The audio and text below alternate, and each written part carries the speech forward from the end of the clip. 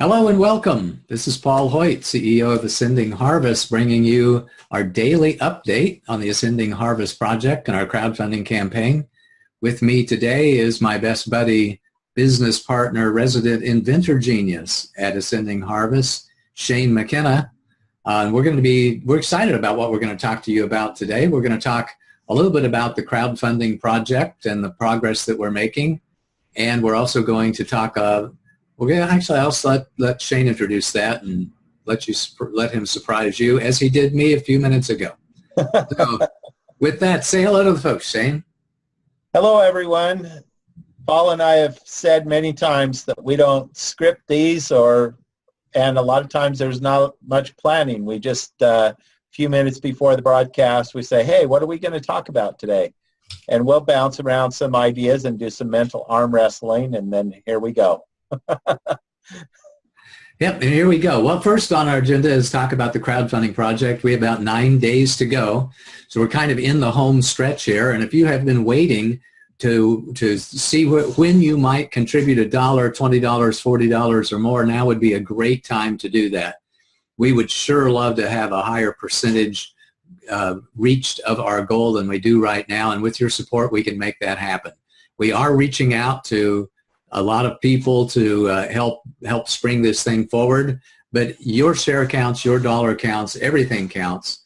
So please contribute $1, contribute $5, and share on your social media accounts so that other people become aware of this great project to introduce this revolutionary technology to the world, which could really, in the proper volumes, end world hunger. I oftentimes say that if we had 1 billion of these systems in place, if we had 1 billion families who were growing their own food tomorrow who are not growing it today, it would completely change the face of poverty and the face of hunger all around the world. And you know what? It ain't that much money. It's $20 billion. It's $30 billion. And governments like the United States, the United Nations, NATO, they put that kind of money into, an aircraft carrier or a few dozen jet planes, fighters, every single year. So think about that. Think about what you can do to be part of the team that reached out there and transformed the way that people grew their own food. Shane's the genius who created this system that allows anyone, anywhere, to grow their own food. All they need is a little sunshine, a little air, some organic materials, and they're doing pretty good. About the only place it's probably not going to work is Antarctica, where it's below freezing all the time. But for the most part, it is going to be anyone, anywhere growing their own food. All they need is one of our systems, and about 6 to 8 to 10 weeks, depending upon what they're growing, before they're able to reap their first harvest. So I'm very excited about that. Shane, comment. Talk to me about. So one of the things that I like to do when I'm doing chores or I'm doing something that's, cooking a meal or something, I like to just listen to some things that interest me in the background. And today I just tuned into a YouTube channel as basically some motivational and spiritual messages, and I clicked on that, and I just let whatever play. And one of the messages that came up was the message began that as humans, we create tools, and then the tools that we create shape us as humans and culture. And it's so true. And in this video, this gentleman was talking about how I want to say that it was who's the Apple guy? Steve Jobs? Steve Jobs, yeah, thank you. How Steve Jobs was quoting a study that was done of what species on the planet are the most energy efficient. And number one was the condor. The condor uses the least amount of energy to travel the greatest distance. And so energy per distance is the condor. And in in that list of all the different species on the planet, humans came in about a third of the way down the list. So, we're not really super energy efficient at how we move around the planet. And however, if you put a human on a bicycle, they immediately go from 1/3 down the list all the way up to number 1. Wow. So here's a tool that empowers people to move and transport themselves in a way that immediately takes them from way down the list right to number 1 with just one tool. And that, I think, is extremely important about what Ascending Harvest is about. This is literally the first time that there is a cost-effective, efficient, productive, practical way for people to grow their own food who've never grown food before.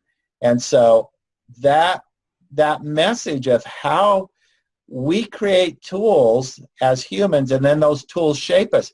Well, now we have a practical tool, and once it gets introduced, there's going to be a lot of other really smart people that specialize in certain species of plants, people who specialize in serving particular communities, and they're going to grab this tool and they're going to figure out ways to take it way beyond what we know how to do with it right now. And we know how to do a lot with it, but there's going to be so much that's going to be created out of this tool. There's going to be so many people and communities that are empowered by this tool that takes people from standing in line, waiting for a handout of food, to being able to grow their own food and to leverage that for their nutrition and for their economics. And to me, that's super exciting to be part of this evolution of humankind, this evolution of tools that empower us to be more, to be better, and to do amazing things in this world. That's awesome. I've got to clip that, what you just said, and make that one of our, make that a little video that we share with other people, because that was just an awesome expression of the vision that we have here at Ascending Harvest.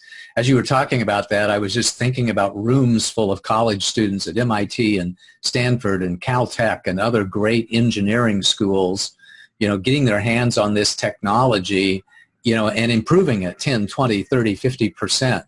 And other agricultural schools where they study plants and do agricultural science, coming up with new breeds of plants and or discovering types of fruits and vegetables that just grow in obscure places and finding a way to proliferate them throughout the world through the use of our technology. So that's just awesome.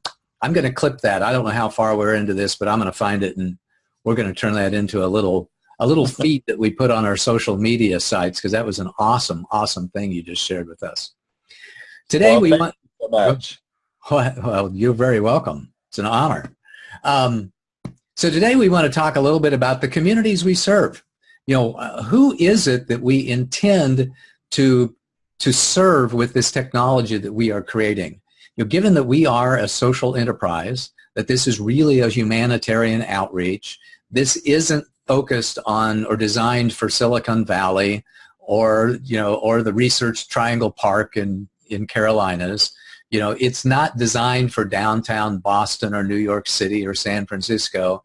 It's designed to be placed in the hands of families who really, really need it, who live in severe poverty, who just struggle to get the right amount of nutrition, because that's where it's going to be the most valuable and that's where it's needed the most. So Shane and I are going to talk a little bit, mostly Shane's going to talk about the communities we serve, because he's actually been in conversation with and had meetings with organizations that serve the people that we want to serve too, and who will become our distribution partners, in the Ascending Harvest initiative. So Shane, talk to us a little bit about some of those distribution partners and the communities that they serve. Yeah, so one of the things about inventing this technology and starting to spread the word out in the communities that, the business communities and the social communities that I mix with, is that people start approaching you and saying, hey, I know so-and-so, or I know somebody that's working in Africa. I know somebody that's working in Nepal. And through those introductions and social media introductions, we've been able to talk to a lot of charities. So we've talked to charities in Nigeria, Ghana, the Congo, Kenya and Uganda, Ethiopia, Nepal, India, Chile. Just the other day, Costa Rica. And today I had a really great conversation with a woman who her grandfather is a tribal elder in an indigenous tribe in Mexico. And they want to have every family in their tribe growing their own food using hydroponics. And I didn't get to speak to her grandfather yet, but he's going to be calling me, and we're going to have a conversation about the needs of their tribe. And I'm certain that one of the reasons that they want to incorporate hydroponics into the growing of their own food is because it uses very little water. Hydroponics is extremely water efficient, and our hydroponic system is even more efficient than traditional hydroponics. So hydroponics already is about 90 to 95% more efficient than traditional farming, and ours is a few notches more efficient than traditional hydroponics. So as far as I know, of all the different systems that I've worked on, designed, built, developed, our technology uses the least amount of water of any technology that I know of. And so therefore, in areas where it's extremely arid, like the deserts of Mexico, this is an ideal technology for people to grow their food because it uses very, very little water. So exciting to have all these communities reaching out to us and saying, this is something that can help our community. I love that. So give us some examples of some of the, besides the folks in Mexico. I know that you've talked to several organizations that are serving families in Africa today as well. Talk to us about one or two of those. Yeah, so the project that we have the most, that we've developed the relationship the most right now is a project in Kenya, and it's with the Maasai people of Kenya, and they have the organization that is being developed there is called Harambee for Kenya. And they were here in the U.S., in Utah, and last month I was able to meet with them. And we've actually been talking for a while now, and it was really great to actually have a meeting with a couple of the officers of the charity that were here from Kenya, and they've identified 4 areas where they think that our technology will have the highest impact. And one area, of course, is the impoverished people in their community, give them the ability to grow some of their own food and to have that nutritional input. People in their community that are not landowners, that are not farmers, that don't know the skill of farming and live in areas of Kenya where it's too dry to farm. Out in the savannah, they don't have the availability of water. You know, they have rain, but they don't have that availability of water that they could irrigate crops. And they also have the challenges of the wildlife. They're very interested in our systems because our systems, if they have wildlife that are migrating through their villages, they can actually bring their systems in at night and protect their systems from the wildlife. Another area that they identified was the widow's village. In their culture, women cannot own land. So when a woman loses her husband, she not only loses her husband, but she loses the land that they were farming and the ability to maintain her livelihood through farming. So being able to grow some of their own food without access to a lot of land is something that our system can help provide. It's not going to meet all of their food needs, of course, but it's going to supplement their nutrition and their food so that they stretch what they have a little bit further. Another area that they've identified that was not surprising to me, but it might be surprising to a lot of our listeners, and that is their farmers. So one of the things that they struggle with in Kenya and other parts of Africa is it's either too dry for their crops that year or it's too wet for their crops that year. I mean, their agricultural system lives and dies by the whims of the weather. And so if it's too dry, they can lose their crop. If it's too wet, they can lose their crop. And the way our system helps to buffer that is they can grow food in our systems, and they can still have their acres and acres of crops, but they can have food in our system that's growing where they can control that water. So it doesn't matter if it's too dry or too wet, because our systems are self-contained, they can control that water, and at least they don't experience this total loss, and they have food available to them because they have a system that works regardless of what the weather is doing. And then another area that they identified is their schools. They want to have our system in their schools for education.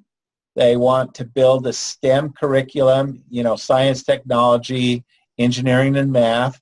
They want to teach those principles through the principles in our system, and it's a great teaching format. There's a lot of things going on in there, biologically and engineering and with water flow and gas flow. And so there's a lot of things that can be taught through our system. And they also want their students to learn self-sufficiency, to learn self-empowerment, to learn how to leverage tools that are available to impact their life in a positive way so that they're not waiting for somebody else to come along and lift them out of their experience, but so that they learn to lift themselves out. They already have great educational programs that help their students learn these skills of one of the things they do is they teach their students to grow trees. And so when a student starts in school, they have certain species of trees that they plant with those students, and they encourage them to tend those trees. And then at the end of their schooling, they can harvest those trees and sell the wood from those trees, and that gives them a head start in their life to get their life started after they graduate from school. So this is another tool that they can utilize that's an empowering tool, and they're really excited about these areas. One of the other areas where we've had a lot of traction with charities is in Uganda. So we're talking to multiple charities in Uganda. I've talked to farmers and charities there who are also excited about our technology for the same reasons.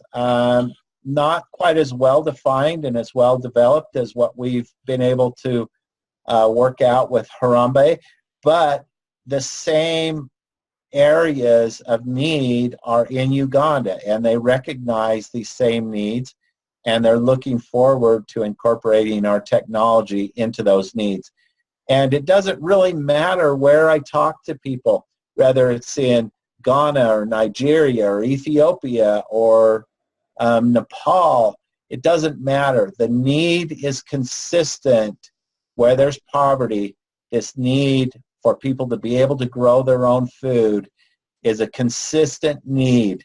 And the thing that is different and has excited people about what we do is that these systems can be placed with people who have never grown food before.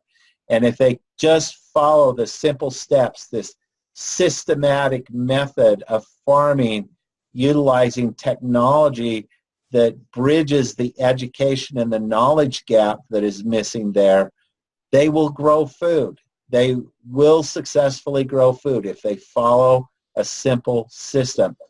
And again, like I said at the beginning of this, that has never been done before. So what we're doing is as revolutionary as the bicycle.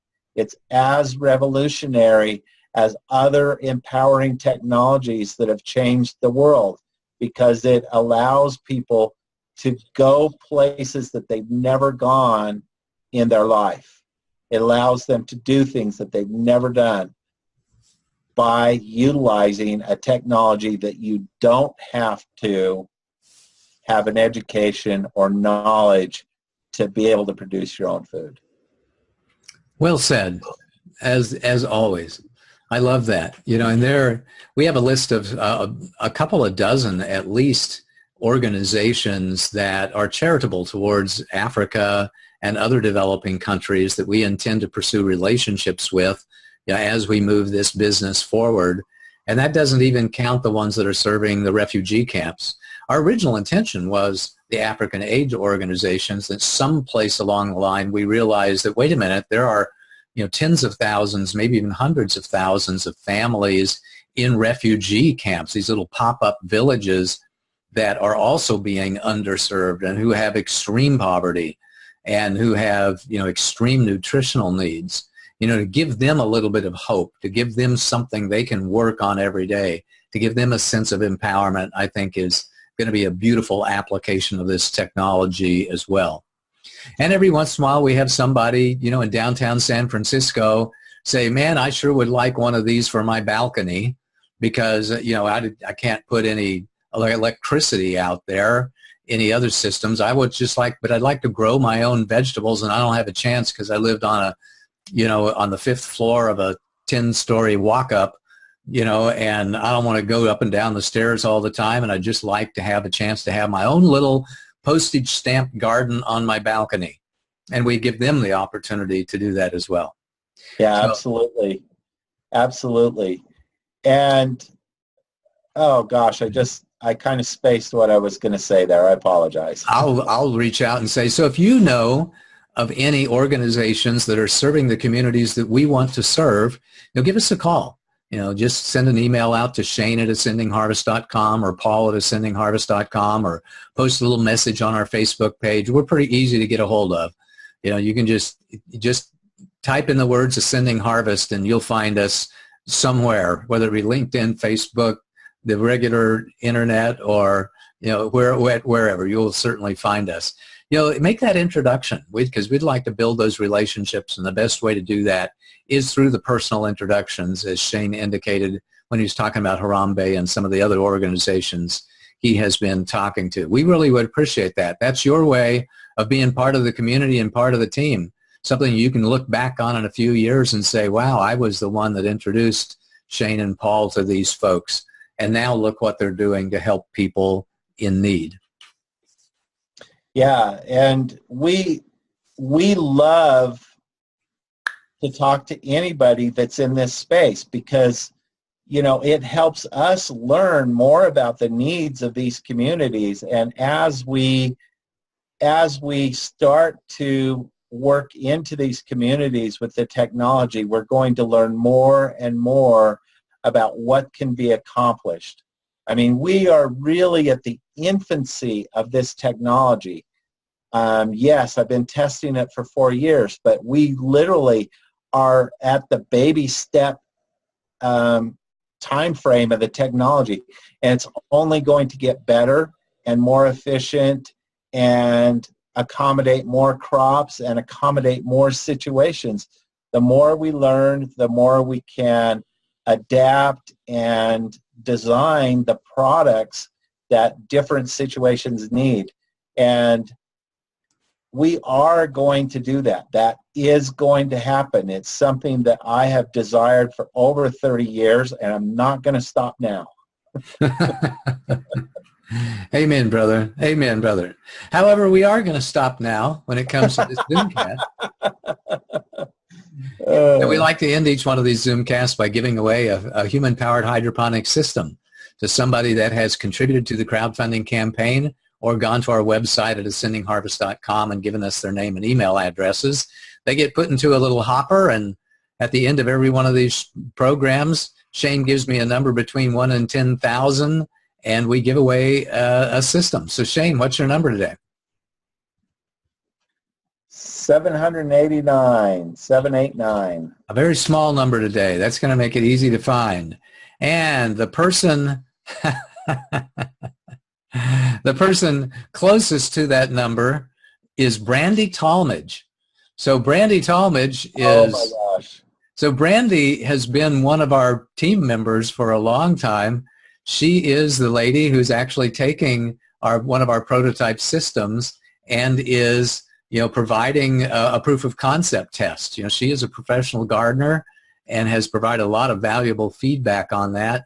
And now she gets her very own system, which we're very excited to give her. So Brandy, congratulations. You're the winner of a human-powered hydroponic system. We will send one to you when we get them in mass manufacturing, now anticipated at the end of Q1 2019. Or you'll have an opportunity at that time to donate it to a family in need in your name. Congratulations, Brandy. We'd like to have the opportunity to give one to you. If you would just contribute $1 or $5 or $10 or $40 to our crowdfunding campaign, we would appreciate it. Every little dollar that you contribute means a lot. Sharing news of the project and the crowdfunding campaign on your social media pages means a lot to us, as well as to keep the momentum up. So, we appreciate that. Please contribute. Please share, because we'd love to have the chance to give you a human-powered hydroponic system as well. Yes, thank you so much. And Brandy is going to be so excited that she won a system. She was going to get some systems anyway because she's volunteered and she's helped just out of the desire to make the world a better place. And she actually just thumbs up one of our posts. So I know that she follows really closely what we do. She's been excited about it. She's participated. She's put her sweat equity into moving this project forward and validating the technology so that we have that third-party validation that what we're onto and what we're doing really does work. And so I know she's going to be super excited about that. I cannot wait to share the news with her because that is going to thrill her greatly. That's going to be great. Well, doing this project is a lot of fun. Giving away these systems is a lot of fun. Seeing people join us in the community is really wonderful as well. We want you to join us. We want you to be part of this team that made a dramatic impact on world hunger. And who knows, with a couple of $1 billion, $25 billion or so, maybe even ended world hunger, which I'm very excited about that. So this is Paul Hoyt and Shane saying goodbye for today. We will see you tomorrow on another live Zoomcast. Say goodbye, Shane. Bye, everybody. Have an awesome day. Yeah, bye.